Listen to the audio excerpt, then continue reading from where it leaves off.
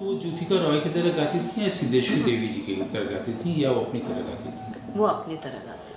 तो वो अपनी तरह की गायकी क्या थी उनकी? मैंने उनसे भी पूछा कि कौमुदी बहन ऐसा क्यों होता है कि हम सीखते हैं आपसे, एक एक फ्रेज़ हम कॉपी करते हैं, सब कुछ मतलब रट रट के भी सुर शायद उसके करीब करीब ही निकल जाते होंगे, लेकिन वो बात ही नहीं आती। कौमुदी बहन, आप आजकल क्या करना चाहती हैं? जैसे आपने संगीत के क्षेत्र में इतना काम किया है, तो आपकी हाल की प्रवृत्ति क्या है? हाल में जो मैंने लिया है, अपने गुरुओं से लिया है, वो मैं देने की प्रवृत्ति कर रही हूँ। तो मैंने जो शिक्षण प्राप्त किया है वो मैं अपने साथ लेके तो कोई जाता नहीं, तो मैं अपने आगे जो योग्य कलाकार बच्चे हैं उनको सिखाने की प्रवृत्ति खास तो यही कर रही हूँ। बचपन में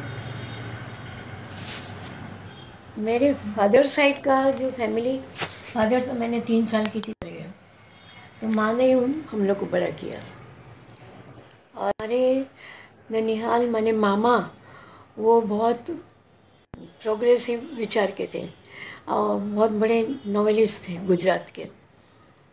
और उनको ये था कि लड़कियों को भी बनारस में जैसे लड़कियां, हम बाहर नहीं जा सकते, बाहर जाना हो तो सिर ढक के जाओ, या मैं छोटी थी तो पीठ ढक के जाओ, नीचे देख के जाओ, रास्ते में बातें नहीं करना, ये सब एक हम लोग का शिष्ट था कि ऐसे जाने का, बाहर जाओ तो। अगर मैं वो कोठी जिसे कहते हैं 5 मंजिल की, तो नीचे ग्राउंड फ्लोर पर ज़्यादातर मेल्स, वो काम ऑफिस जैसे होती है तो सब कारिंदे प्यादे उन लोग कहते थे, और जो हमारे यहाँ काम करते थे तो सब नीचे ही उन लोग के डेस्क लगते थे, तो वहाँ नीचे काम करते थे। तो नीचे हम लोग कोई खास जाते नहीं थे। कभी नीचे जाएं तो एक दीवान खाना था, चौक था, फिर एक साइड पे बड़ा दीवान खाना था डबल स्टोरी का, पर वहाँ भी कम जाते थे। खाली हमारे गुरुजी आए तब हम लोग को सिखाने, तब गुरुजी ऊपर नहीं आ सकते थे। तो कौन गुरुजी थे ये? गुरुजी थे एक सत्यनारायण करके थे, और 2-3 गुरुजी थे, वो लोग आते थे। वो क्या सिखाते थे भाई? वो हमें मैंने शास्त्रीय संगीत लिया पढ़ाई में, क्योंकि हमारे यहाँ गणित के बदले यूपी में, बनारस में खास करके, गणित के बदले संगीत ले सकते हैं सब्जेक्ट। ये कौन सी यूनिवर्सिटी में था ये? बनारस हिंदू यूनिवर्सिटी। अच्छा, गणित की जगह आप हाँ, संगीत में। तो हमको तो कहते हैं जिसको भाता है वैद्य ने, वो वैद्य ने कहा, जिसको जो भाता है वो वैद्य ने कहा खाने के लिए, तो खुशी हो गई। हमने कहा वाह, मैं संगीत ले लूँगी। पर ये तो बहुत आगे की बात हुई, बचपन में एकदम। वो आपको कौन सिखाता था? बचपन में मैं सीखती नहीं थी। तो फिर आप कैसे संगीत से मेरी आपको बड़ी लगाव बहन हो गाती गया? थी, मेरी चाचा गाते थे, सब घर में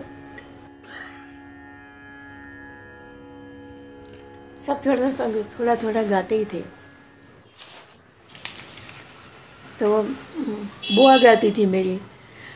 क्या हुआ हमारे यहाँ वो माहौल था कि पहले तो क्या था कि खाली अपने घरों में बड़ी बड़ी गाने वाली आर्टिस्ट सब आती थी, उन लोग गाए, या कोई बड़े मेल सिंगर्स भी आते थे, तो वो लोग घर में आके गए, और ऑडिटोरियम्स नहीं थे। इनको देखा आपने? नहीं, मैंने नहीं देखा। अच्छा, आपने सुना है? सुना। हाँ। तो बड़े बड़े आर्टिस्ट सब आते थे, तो ये डबल स्टोरी के हॉल होते थे, हम लोग सबके घर में होते थे। आपकी कोठी में भी आते हाँ, थे? हाँ, हमारे यहाँ तो खास आते थे। किन किन का नाम सुना आपने आते थे वो? मैंने तो काशीबाई का नाम सुना, सिद्धेश्वरी देवी तो कहती थी मैं तो तुम्हारे यहाँ बराबर गाती थी, और मैं तो अभिनय करके गाती थी तुम्हारे यहाँ। अच्छा। हाँ, और वो अचकन और क्या उन लोग पहनते थे ड्रेस, उनका खास वो दोपलिया टोपी पहनती थी टेढ़ी, तो वो पहन के मैं तो एक्टिंग करके गाती थी तुम्हारे दीवान खाने में। तो ये किसके कालावधि में, आपके पिताजी के कि उनके भी पिताजी के? नहीं, उनके पिताजी से चालू था। मेरे दादा परदादा वो तो इतने शौकीन थे कि उस समय रेडियो वगैरह था नहीं, तो नैनीताल में हम लोग के मकान थे, कुछ कोठी थी वहाँ।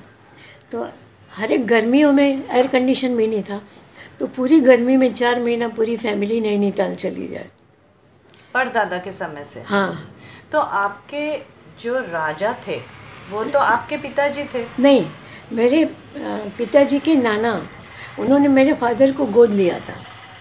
तो उनके लड़का परदादा जी किसको बोलते हैं, नाना को या? नहीं, मेरे फादर के नाना। फादर के नाना को मेरे आप परदादा जी बोलते हैं? हाँ हाँ। अच्छा। परदादा हुए। तो वो राजा मुंशी माधवलाल जो हैं, हाँ। वो आपके पिताजी के नाना थे? हाँ, नाना तो 2 थे। जनरेशन। हाँ, और उन्होंने मेरे फादर को गोद लिया था। क्योंकि उनकी एक लड़की थी। अच्छा। और उस लड़की के 3 बेटे थे, तो ये उसमें से मेरे फादर सबसे बड़े थे। अच्छा। तो पहले बेटे को उन्होंने गोद लिया। उनके पास तो नैनीताल में 4 महीना फिर सब चले जाए। तो एक सबसे बड़ा मकान था, एक बड़ा मकान था जिसमें पूरी फैमिली रहती थी, और नौकर भी जाए, और वो डांडी जिसे कहते हैं, जिसमें बैठ के नीचे ऊपर जाना हो तो। क्या होता था वो नीचे ऊपर जाने? वो एक तरह की पालकी। हाँ।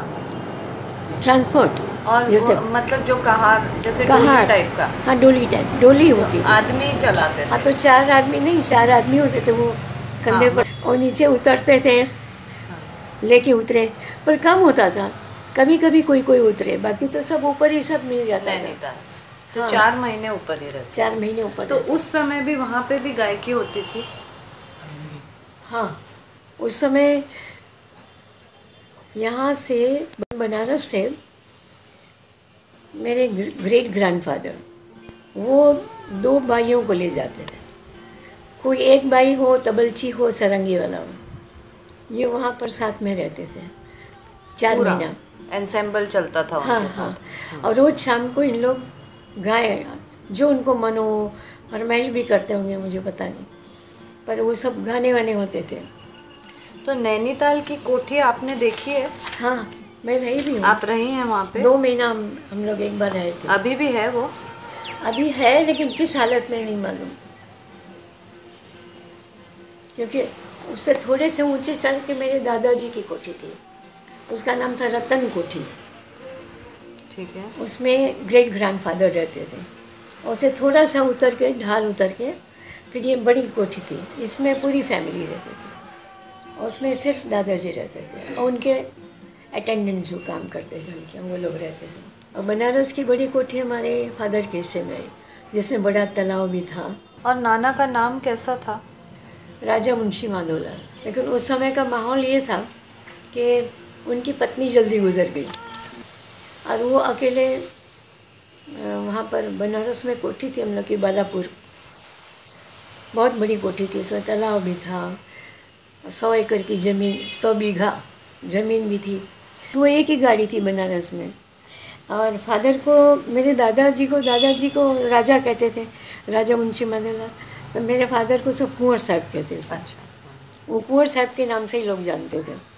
इवन सिद्धेश्वरी देवी जी, गिरजा देवी तो नहीं, छोटी थी उस समय, पर सिद्धेश्वरी देवी, उनके ग्रुप के लोग जो थे, गाने वाले जो, तो वो लोग उनको, मेरे फादर को कुंवर साहब कहते थे।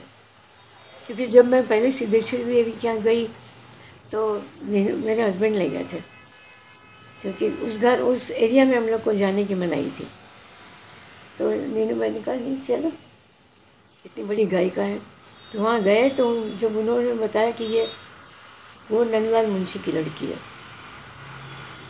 अरे बिटिया तो कुंवर साहब को बिटिया हो, उनकी भाषा में उन्होंने कहा। मैंने कहा हाँ, मैं उनकी बेटी हूँ। तो कहा इतने बरस कहाँ रही हूँ, कहाँ रही इतने साल, यहाँ क्यों नहीं आई? बेगम, ये दोनों बड़े गवैये, सिद्धेश्वरी देवी, बेगम अख्तर, केसर बाई, ये सब टॉपर्स। लेकिन जो बड़े होते हैं ना, उनमें बहुत उदारता होती है मेहनत की। एक बार केसर बाई गा रही थी इंडियन मर्चेंट चैम्बर मुंबई में। इसमें से जो बड़े होंगे उनको याद होगा, कोई होंगे मैं थी।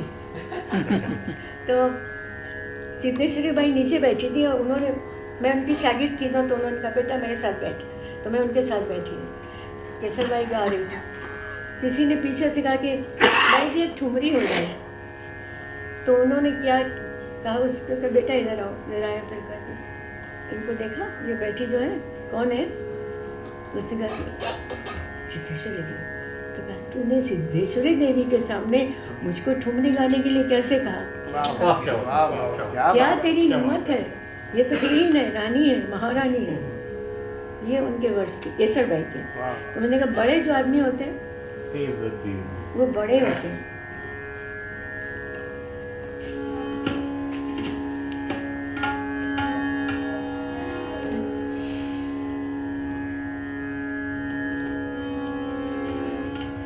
एक कविता याद करी थी बड़े का, विष्णु और ये लक्ष्मी शेष शैया पर बैठे हुए थे। तो इतने में भृगु मुनि आए, तो आके उन्होंने देखा तो उन लोग अपने में मस्त थे, मगन थे, तो देखा नहीं। तो भृगु मुनि ने आके विष्णु के छाती पे लात मारी, हम आ गए तुमने देखा नहीं?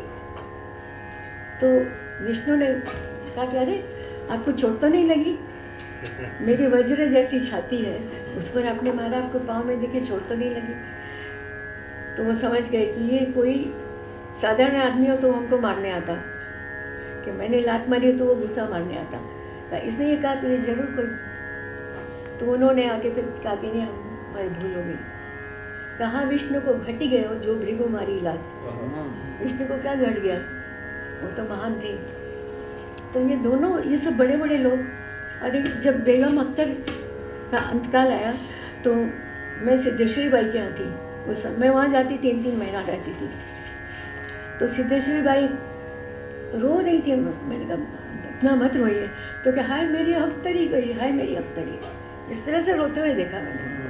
भले गायकी में उन लोग जो भी अंदर कुछ नहीं था, एक दूसरे का इज्जत करती थी, लेकिन रो रही थी वो, अख्तरी गई। अख्तरी माने क्या थी, मालूम है क्या थी, वो तारीफ कर रही थी। तो बड़े बड़े जो लोग होते हैं ईर्ष्या देश नहीं करते, प्रेम रखते हैं। ये मेरे ज़हन में है उस समय।